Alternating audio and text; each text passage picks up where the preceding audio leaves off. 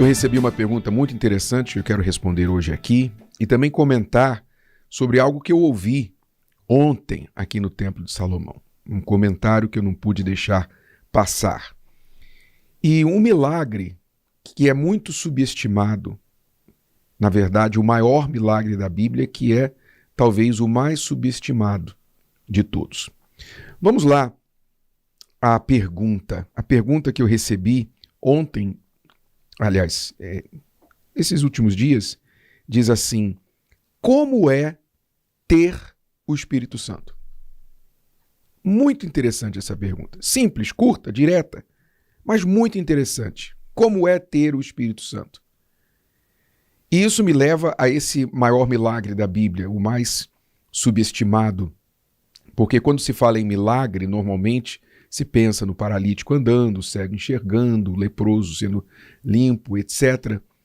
Então, quando se pensa em milagre na Bíblia, se pensa em algo sobrenatural, que tem como benefício o resolver um problema físico, material da pessoa que recebe o milagre. E, sem dúvida, a Bíblia está cheia de milagres assim. Porém, o maior milagre de todos não são esses. O maior milagre de todos na Bíblia não foi o mar vermelho se abrir, Elias orar e o fogo descer do céu. Esses não foram os maiores milagres. O maior milagre da Bíblia é o milagre da regeneração do homem interior, da pessoa interior, que acontece quando o Espírito Santo vem sobre alguém. Esse é o maior milagre. É o milagre que vai além de uma prosperidade. A pessoa estava na miséria e de repente recebeu o milagre, como a multiplicação dos pães e peixes, e comeu ali, saciou a sua fome. Esse milagre atendeu uma necessidade do momento. Mas o milagre do Espírito Santo, ele resolve não um problema do momento, um problema físico. Ele resolve a vida da pessoa nesta terra e por toda a eternidade.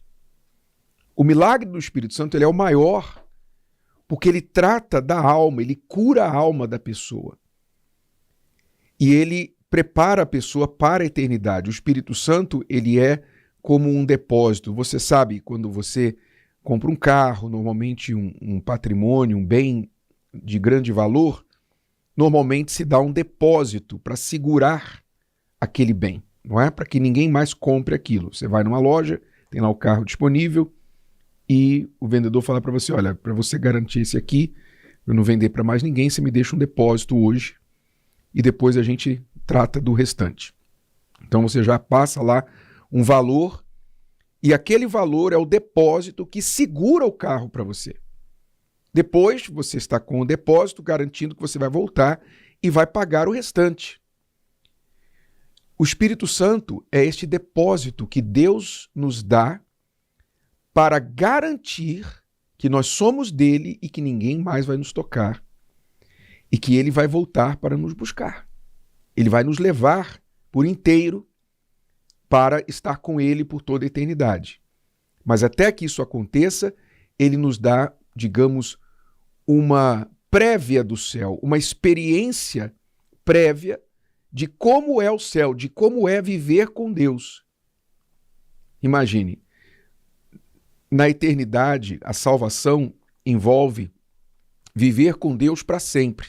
Nós vamos viver com Deus para sempre. Mas antes disso, Deus vem viver com a gente, através do Espírito Santo.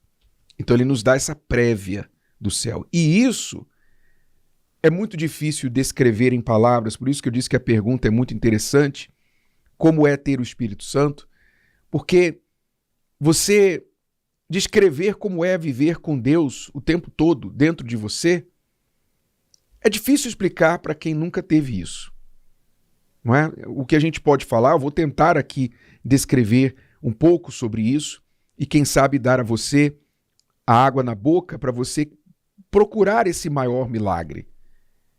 Mas vamos antes de eu falar como é ter o Espírito Santo, vamos falar como não é ter o Espírito Santo, porque o que eu ouvi ontem aqui no Templo de Salomão, durante o testemunho de uma jovem, ela falava como, a partir dos 13 anos de idade, ela sofreu uma grande decepção amorosa, já nasceu num lar conturbado, e aí sofreu uma grande decepção amorosa aos 13 anos de idade, que a levou a uma profunda depressão.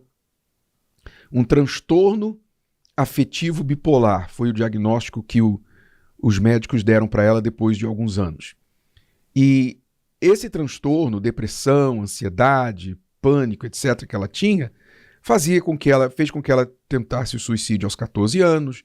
Ela vivia tomando remédios, se não me engano, eram 13 comprimidos diferentes por dia.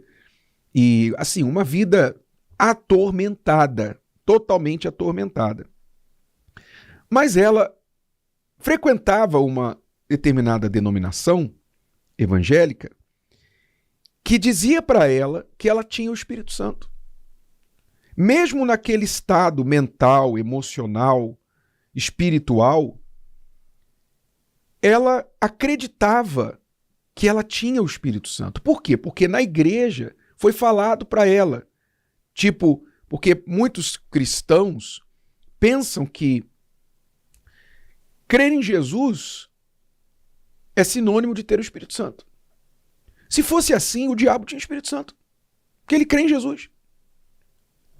Mas as pessoas, eu não sei por que cargas d'água, é o próprio Satanás mesmo que, tentando mentir, tentando enganar as pessoas, as levam a concluir que, porque elas foram na igreja um dia, levantaram a mão lá quando o pastor chamou diante do altar, elas levantaram a mão, aceitaram Jesus, elas são levadas a acreditar e crer que aquilo ali já foi o Espírito Santo está na vida dela. Então, a pessoa passa a dizer que tem o Espírito Santo, quando, na verdade, a vida dela é o retrato de um espírito, mas não santo. Um espírito diabólico.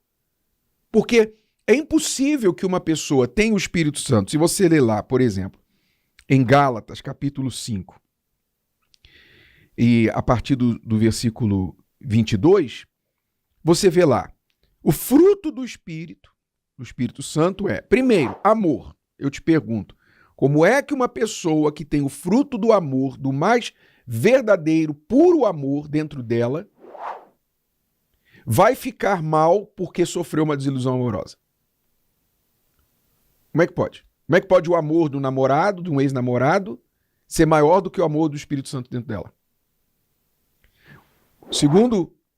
Segunda virtude do Espírito Santo, alegria. Como é que pode uma pessoa ter o Espírito Santo que traz alegria, viver na profunda tristeza que a depressão traz? Como é que pode? É claro que quem tem o Espírito Santo sente-se triste como qualquer ser humano que é de carne e osso. Pontualmente, você recebe uma má notícia, você fica triste, mas isso não se torna o seu estado natural. O seu estado natural não é de tristeza, é de alegria, como está escrito aqui. Terceira virtude do Espírito Santo, paz. Como é que pode uma pessoa que tem paz querer se matar? A pessoa quer se matar, a própria definição do suicídio é parar o tormento, é parar o sofrimento. A pessoa está sem paz, por isso ela tenta o suicídio, ela pensa no suicídio, ela pensa na morte o tempo todo. Ora, então eu não vou nem continuar aqui, porque são outras várias virtudes, mas nada que o Espírito Santo faz na vida de uma pessoa coaduna com o que essa jovem experimentava durante vários anos da sua juventude. Quando ela veio e ouviu a verdade, que na verdade o que tinha dentro dela não era o Espírito Santo, mas um espírito demoníaco, e foi liberta desse espírito demoníaco, de fato recebeu o Espírito Santo, acabaram aqueles problemas. Quer dizer, então como é ter o Espírito Santo? Respondendo a pergunta, já está aqui. Você ter o Espírito Santo envolve você ter paz, você ter alegria, você ter o amor de Deus em você, então você não vive com ódio, com mágoa no coração, você não vive com sentimentos ruins contra as pessoas, você não vive se entregando à raiva, o Espírito Santo te dá domínio próprio, para você controlar o seu temperamento, então você não vive com explosões de temperamento. Você não é uma pessoa materialista, uma pessoa que só se preocupa com as coisas dessa terra, dessa vida, desse mundo. Quando uma pessoa é mundana, ela é o contrário de quem é espiritual, pois a pessoa espiritual pensa nas coisas espirituais, persegue as coisas espirituais, e o mundano persegue as coisas mundanas. O carnal persegue as coisas carnais. Então, ter o Espírito Santo é você ter um pedacinho de Deus dentro de você, que traz todos os princípios e virtudes de Deus para a sua vida. Então, é impossível uma pessoa que tem o Espírito Santo mentir, porque o caráter de Deus é a verdade. É impossível que uma pessoa que tem o Espírito Santo seja uma pessoa agressiva, uma pessoa que fica guardando mágoa, rancor, uma pessoa tinhosa, vingativa. Nada disso tem a ver com o Espírito Santo. Então, o Espírito Santo, ele transforma o nosso interior. Então, como é ter o Espírito Santo? As minhas palavras, como eu disse, não alcançam, não fazem justiça a tudo que o Espírito Santo é e faz dentro da gente. Mas eu garanto a você, ter o Espírito Santo não tem nada a ver com você ser uma pessoa religiosa. Pelo contrário, o Espírito Santo nos liberta da religiosidade. Ter o Espírito Santo não tem nada a ver com ser uma pessoa comum, como qualquer uma deste mundo, uma pessoa que segue as modas desse mundo, segue os embalos, segue as tendências desse mundo, porque o Espírito Santo, ele satisfaz a nossa vida de tal forma que nós não precisamos de nada mais, nada, absolutamente nada. Tudo que vem depois do Espírito Santo na nossa vida é bônus. Bônus. Ele nos dá direção, nos dá orientação, ele é o próprio guia que Deus nos dá para nos guiar nesta vida turbulenta que nós trilhamos aqui. Então, ter o Espírito Santo, se você quiser saber mais a esse respeito, leia a palavra de Deus, medite na palavra de Deus, especialmente no Novo Testamento. E o Espírito Santo é promessa de Deus para quem crê e entrega a sua vida a Ele e vive na obediência a Ele.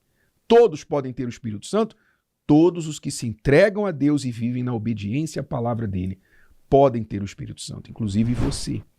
Mas, por favor, tenha muito cuidado com as imitações baratas. Se o vídeo de hoje te ajudou, você conhece alguém que vai ser ajudado por essa mensagem, passe adiante.